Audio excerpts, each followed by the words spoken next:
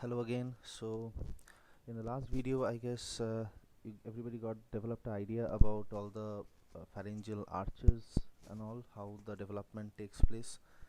So let's continue with our discussion of this developmental disorder. So we have been discussing about so many arches. There is arch 1, 2, 3, 4 and 6. So remember, sometimes due to autosomal dominant pattern of inheritance, some people develops some defect in the structures derived from the first and the second arch. Okay, only the first and the second arch related structures, they undergo some defect. This condition, so if you remember, if you can tally that first arch was related to the mandibular branch, or it develops into the mandible, if you can correlate in this way, and second arch is supplied by the facial nerve, okay, the seventh cranial nerve, then you will realize that then it will be actually easy to remember that this defect, okay, this autosomal dominant defect, which develops due to the which is derived from the defect in the first and the second arch, is known as mandibulofacial dysostosis. So you see, there are two arches present, so the name should not be confusing. So as far as the first arch is concerned, I am using the word mandibulo. As far as the second arch is concerned, I am using the word facial. So you can correlate in this way. So it is known as mandibulofacial dysostosis. So if this easy portion is clear to you, now comes up the a little bit of difficult portion. It has another name over here. The other name over here is called as Treacher Collins syndrome. Okay, it is known as Treacher Collins syndrome. So it is basically Treacher, not teacher. Okay, it's Treacher Collins syndrome or mandibulofacial dysostosis. Dysostosis, see, wherever the word dys, dys is present, always remember that it is something defective, okay, something bad, or something not so good, okay, something like that, maybe painful in some cases.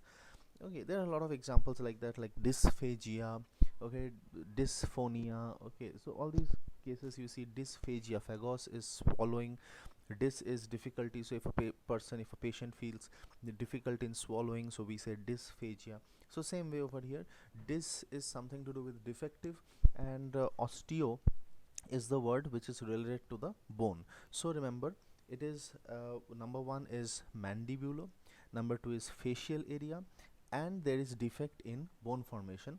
So we call this condition as a what, from arch 1 and arch 2 and defect of bone. So it is number 1 mandibulo, number 2 facial, and number 3 dysostosis. Okay, so these three terms should be present. It is mandibulo facial dysostosis, or like I said, it is also known as Treacher Collins syndrome. Okay, so this is basically a autosomal dominant pattern of inheritance. Okay, all right. So let's proceed ahead and let's see what are the other defects present. Actually, this is a continuation of the last video, so those people who are not very much acquainted with whatever I'm speaking, kindly refer to the first video, where we have like the first video of this congenital anomalies. So over there I have shown basically the basic stuff, okay, introductory part of it, so that today's video becomes more clearer to you. Okay, sorry for that. Okay, so once we have discussed about this entire thing, this mandibulofacial dysostosis, let's proceed ahead. And now the next thing that we will discuss, that is, see, in this diagram that I have drawn on the right side, I guess I'm not very good at artwork, but I think the right side diagram is pretty clear. It's a side profile of the face of a patient. Alright, not a patient, it can be a general person also. And on the left hand side I am drawing this structure. Okay, it's an endoderm, and this endoderm is bifurcating, and it is giving rise to a foot pipe as well as a windpipe. Okay, and this junctional area, okay, there and of course over here there is a tongue. All right, there is a tongue development, and you can see this area where this endodermal lining, it bifurcates into the windpipe and the foot pipe. That area is the pharyngeal area, that is the that is the pharynx. Now you will see that over here, so you understand that over here even your development is also getting cleared. Now remember, here there is development of thyroid gland that we discussed the last time. So there is a foramen cecum. Everybody knows that it is attached to the thyroid underneath. So actually what happens is the thyroid descends. If you can correlate with the first diagram on the right hand side, so you will see that the thyroid gland gradually descends down till it reaches its original position. Okay, sorry, not original, its final position. Now remember that in all this process there can be some defect. Okay, and remember that any place other than the normal place, we use the word ectopic. So if thyroid do not descend properly normally, okay, if thyroid don't descend normally, then ectopic thyroid may be found between foramen cecum and epiglottis. Okay, between foramen cecum and epiglottis is quite obvious. All right, and this condition is known as lingual thyroid. Okay, so it's connected to the tongue. So lingua is for tongue, we know. Lingua or glossa is for tongue, so because it was a thyroglossal duct, if you remember. So anyway, so this is called as lingual thyroid. So it is all about the ectopic thyroid present between foramen cecum and epiglottis. So I guess everybody has understood this part. So if we proceed ahead and we try to learn about some more things. So remember that even those that time in the last video I have explained that there can be some cervical cyst formation when invagination of the second, third and the fourth arch takes place, and that cervical cyst disappears. But in few individuals that cervical cyst, it exists. Okay, so that can be a defect. And also remember, cyst may develop from the branchial arch, any branchial arch, and then we will call it as a branchial cleft cyst. Okay, it is known as branchial cleft cyst. Now this name is easy. Difficult name is that I have written over here. It is known as cervical lymphoepithelial cyst. It is also known as cervical lymphoepithelial cyst. So we have discussed so many diseases already. Okay, not diseases, they are basically the congenital anomalies. So we have discussed about the lingual thyroid, then we have discussed about the Treacher Collins syndrome, we have discussed about the cervical cyst, we have discussed about the cervical lymphoepithelial cyst. All right, so many things we have discussed. So now let's if we proceed ahead, I would like to recall a few things for you so that we can actually progress properly. So when we discussed about the facial development, okay, development of the face, over there you remember we discussed about that there was a frontal process, then there was a frontonasal process, then over there was this nasal pit developing, and there was a lateral nasal process, there was this medial nasal process. All right, and then maxillary process and mandibular process were there. Okay, these were the things that we learned at that time. So remember that whenever we see that there is some, and we know we learned in the last video that there are fusions taking place. Alright, initially there were naso-optic groove, then there were the bucco-nasal groove, all these things were present. So over here we will see that there are some defects which arise over there also. What is it? Sometimes these epithelial remnants, okay, along the line of fusion of maxillary process, okay, the medial nasal process and the lateral nasal process, okay, they get entrapped and develop into cyst, and it is known as nasolabial cyst, or like I've written, it is known as Clestat cyst. Okay, it is known as nasolabial cyst or Clestat cyst. But in some individual, this nasolabial cyst develops due to misplaced epithelium of the nasolacrimal duct. Okay, it develops due to the misplaced epithelium. When nasolacrimal duct, we have discussed formation in the last video. Okay, so today we are discussing that it might lead to a misplaced epithelium of nasolacrimal duct, and that can also lead to this Clestat cyst. Okay, so by the way, before we proceed ahead, let me tell you, please like, share and do subscribe. Okay, share with the others who need it. All right, and if you like it, then hit the like button. Okay, so let's proceed ahead. So even those people who remember this diagram the last time, so over here you see there was this lateral nasal process in upper red, okay, then there was the maxillary process in the green, and the lower area is the lower jaw area. So remember that even over here a proper fusion is required. All right. So even in a lower jaw there is lip development. There was this pars glabrosa and pars villosa. We have discussed, I guess, and I think we have discussed about the double lip formation. That during the second or the third month of gestation, pars villosa gets hypertrophied, and there is double lip formation. So that is also a congenital anomaly. But other than that also you will realize that in case in the middle area of the maxillary process, if there is there is a lack of fusion, then we will call it as the median cleft. All right. Then if we see that lateral to the maxillary processes there is lack of fusion, then we can call it as the bilateral cleft. And then if we find that there is a lack of fusion between the maxillary process and the lateral nasal process, then we call this as oblique facial cleft.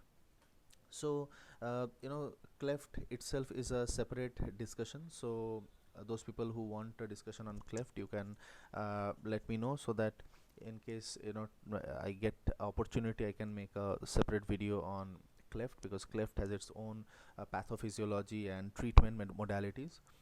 All right. And also remember that if there is no fusion, if there is no normal fusion between the maxillary and the mandibular process, remember it leads to formation of commissural lip pit. All right. If there is any failure in normal fusion of maxillary and the mandibular process, it leads to commissural lip pit. All right. So next is, over here we discussed about the arches. All right. So just to give a gist of the arch and its derivatives, sorry again, just to give you a gist about the arch and its derivative. So I'm just going to show you in a very simple way that which structure leads to what. So everybody remembers that there was this first arch, which was the Meckel's cartilage, then the second one had the Ricker's cartilage, then we had the third, then we had the fourth, and then we had the sixth one. Now you remember over here I will draw it, and I'm trying not to change the color on and off, so try to correlate with the colors, with the help of colors. So over here you will see that there is development of the upper jaw, there is development of the lower jaw, and even there is development of the temporal bone. These are all happening from the first arch. Okay. And then there is development of a little bit of the a bony prominence, okay, which is developing from the second arch. And then we will see that the this third arch, fourth arch, and the sixth arch, okay, they come up more near the throat region. So you see this is sort of the picture which I can frame. All right. So correlate with the colors, I guess it will not be a big deal. Now if you look into the first arch, so over there we also have learned that there is a hammer, there is a anvil developing. Everybody knows hammer, with which you beat, with which Thor beats. That's a joke. Okay. So hammer everybody knows. Then I guess everybody has seen anvil. Okay. Over here we see anvil in the cobbler's shop. Okay. So over there it's there are three rods which are mutually perpendicular to each other. I guess everybody understands that. So there is a anvil present over here. They're actually bone. Okay. Whenever you try to ride a horse, you first place your foot on a stirrup and then you ride a horse. Okay, such a type of that stirrup, that shaped bone is also present in our body. So we call them as malleus, which comes up from mallet, which is a hammer, and then anvil is incus and stirrup is stapes. So we will see that out of these, this malleus and incus, they are derived from the first arch. And of course, if you will realize that this entire thing is also associated with a cartilage. Okay, it's not that in this arch there is only this what do you say, the ossicles present. These are known as the ear ossicles. Ossicles are not only developing over here, but also there is a cartilage present which is called as the Meckel's cartilage. And in the same way, when I will draw the second arch, over there you will see that stapes is present. Okay, because if you remember the last video, I told you to correlate with S letter. Okay, and along with stapes, you will also find that over there is present a bony prominence, which is technically the styloid process connecting to the stylohyoid ligament. Okay, and even over here the lesser cornu of the hyoid bone is present. All right, and but the greater cornu is not present over there. It is coming from the third arch. And then you will see the fourth arch is giving rise to the thyroid cartilage, but again not completely. A little amount goes to the next arch. And the lower cartilage that you will be seeing, yes, this one is the thyroid cartilage. All right, and the lower one, the last cartilage present in the sixth arch, that is basically the cricoid cartilage. Now remember, sometimes there is elongation of the styloid process or mineralization of the stylohyoid ligament which takes place. Okay, it may occur unilaterally or bilaterally. All right, so out of these individuals, okay, few experience facial pain during swallowing or turning head or opening of mouth. Okay, so this is known as eagle syndrome. All right, this is known as eagle syndrome. And classical eagle syndrome is considered when it occurs after tonsillectomy or neck trauma. Okay, so remember always that many people confuses eagle syndrome with that of carotid artery syndrome. I'll tell you why and what is the difference. Actually, it is also called as a stylohyoid syndrome as a whole. So eagle syndrome is when there is elongation of styloid process or mineralization of stylohyoid ligament. That's it. Now remember, over here there is carotid artery passing. All right, and external carotid artery, internal carotid artery, everybody knows. So remember that along with carotid artery there is present sympathetic nerve plexus also. So sometimes these mineralized stylohyoid ligament or the elongated styloid process, it impinges over these carotid artery or the associated sympathetic nerve. This is known as carotid artery syndrome. Okay, now carotid artery syndrome or stylohyoid syndrome is identified by a OPG, orthopantomogram, I guess everybody knows. And treatment is depends. If it's mild, then local corticosteroid injection, or if it is severe, then partial excision of the elongated styloid process or the mineralized stylohyoid ligament. Okay, it can be done intraorally or extraorally. Having said this, now it's time we will talk about the development of palate. So you see, this is how the palate is developing. Okay, we have seen formation of primary palate from the frontonasal process and the medial nasal process. Everybody remembers that when they fuse. Okay, this palate bounds anteriorly our common oronasal cavity. Okay, now right now in the baby there is a single cavity present inside the mouth. There is no such nasal cavity, there is no such oral cavity. So you can see in the right side picture that there is a common oronasal cavity which is occupied by our tongue.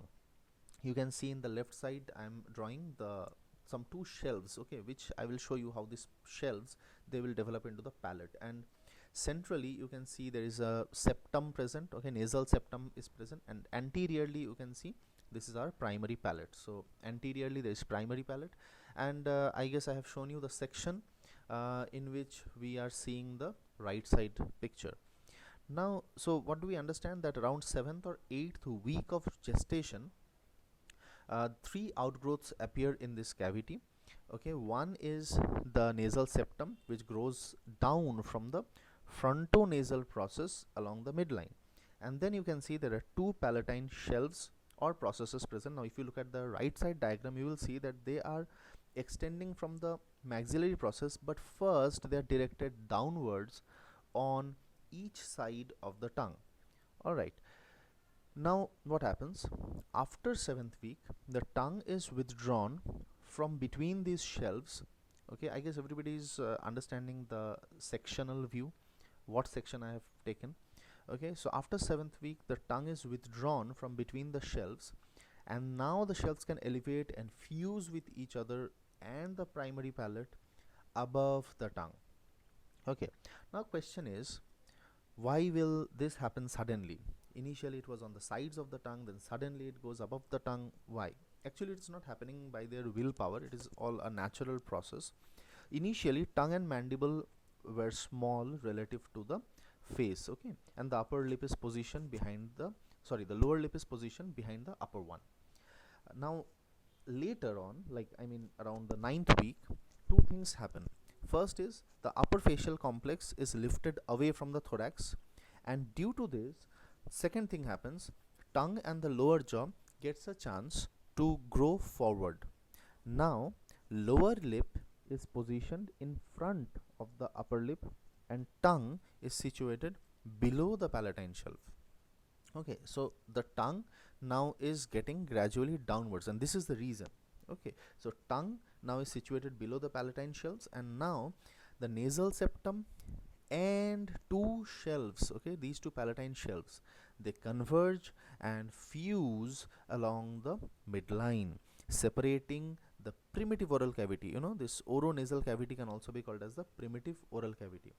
So now the primitive oral cavity is divided into a nasal cavity and the oral cavity. So you understand that if that green colored, what I'm showing as the palate, okay, if that palate fuses with the septum, then you understand nasal cavity will be separate and the oral cavity is also going to be separate.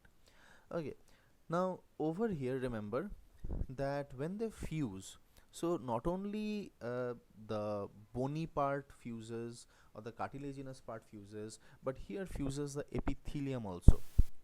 Okay, now both the sides there is epithelium present. Right side also there is a epithelium which is approaching the left side, and from the left side also there is epithelium which is approaching towards the right side. I mean, both are approaching towards the midline. So epithelium has a basal layer, everybody knows that.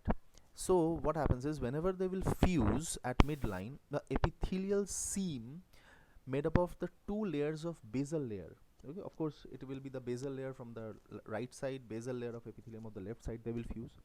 Okay, so this basal layer, two layers of basal cells, they join. Okay, now these seam, it thins down and breaks into discrete islands of epithelial cells. Okay, and we know that beneath this epithelium there will be present basement membrane, which is mainly made up of basal lamina. So remember, this basal lamina is gradually lost and epithelium is going to take a fibroblast like feature. Okay, so that is how a fibrous structure of median raphe, we call it as the median palatal raphe, that raphe is formed.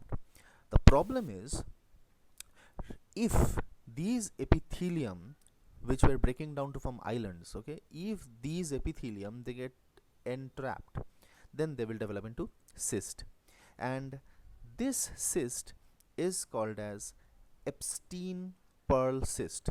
Okay, now do you know this drug phenobarbital? Okay, I guess everybody has heard of this phenobarbital. Okay, then yeah, have you heard of something called as diphenhydrantoin? Okay, these are all anticonvulsant drug. I'm not getting into the pharmacology right now. If anybody is interested in this pharmacology, you can let me know. I can help you out later on. Okay, because remember that sometimes this palate also do not fuse. Okay, so if there is Epstein pearl formation, but in case the palatine shelves do not fuse properly, then it leads to cleft palate. And studies says that these drugs, okay, these are all anticonvulsant drugs. So all these anticonvulsant drugs like phenobarbital or diphenhydrantoin, if given during pregnancy, okay, it increases the risk of cleft palate. Alright, so anticonvulsant drugs such as phenobarbital and diphenhydrantoin given during pregnancy increases the chance of cleft palate. So over here we have seen so many details. Again, we have discussed a few diseases or few congenital problems. Okay, and also remember that this Epstein pearl that I was talking about, it's very small, like pearl, they are like pimple. Okay, that is why the word pearl is used. Now it should not be confused with the median palatal cyst, because that is huge, that's pretty big. Okay, what happens is here the epithelium is trapped along the line of fusion of the palatal shelves of maxilla. So you understand, the maxilla and the palatal shelves, when their fusion has a problem, then it leads to this median palatal cyst. So you understand, where is fusion of maxilla and this palatine shells going on? Front side. That means median palatal cyst, first of all, that is pretty big, and second is it is more present on the front side. And Epstein pearls, they're small. Okay, they're more like the pimples. Okay, and they can be present anywhere along the midline, because they are present all along the midline. Because remember that when closure of the secondary palate takes place, it takes place in the front side first, and then it proceeds gradually from the primary palate in a posterior direction. So first it is closing front side, then it proceeds gradually, the fusion proceeds gradually from the primary palate in a posterior direction. So our Epstein pearl can be present all along that place. So once we have seen, now you will see that actually our structure is now like this.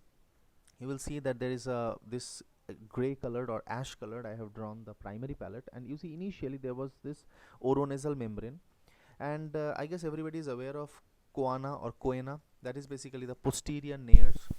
So you will see that initially the posterior nares were present like this. Okay, let's talk about the nasal cavity development also, because we are seeing the development of nasal cavity in the diagram.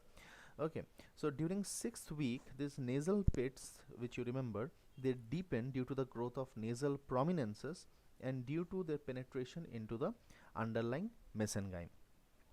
Okay, now initially this oronasal membrane which was present. Okay, initially this membrane separates the nasal pits from the primitive oral cavity by new formed foramina, which is called as primitive coenae, which lie on each side of the midline. And later, with formation of secondary palate, now you see in the right side picture there is now formation of the secondary palate. So with formation of secondary palate and further development of the nasal chamber, we will see that definitive coenae, okay, lie at junction of the nasal cavity and pharynx. So you see this is going to be the definitive coana or coenae, okay, whatever you call it. So there was development of primitive coana leading to formation of definitive coana, and this is the way in which the nasal chamber is formed, nasal cavity is formed, and gradually in the nasal chamber there will be development of the conchae, okay, the nasal conchae. So all these things are going to develop gradually. So the next thing that is important over here is development of the paranasal sinuses. Now paranasal means they are present adjacent to the nasal, and of course they are empty spaces, so they are air sinuses. So this is pretty simple to understand. Now remember that these paranasal sinuses, okay, they are nothing but diverticula of the lateral nasal wall. Okay, so diverticula, I guess everybody understands that diverticula means whenever we talk about any outpouching or there is a diverted growth, okay, so diverted pouch formation, we call that as a diverticula. So what happens is the lateral nasal wall, it gives off a diverticula, all right, and this diverticular or diverticulum or this diverticula, it extends into the maxilla, the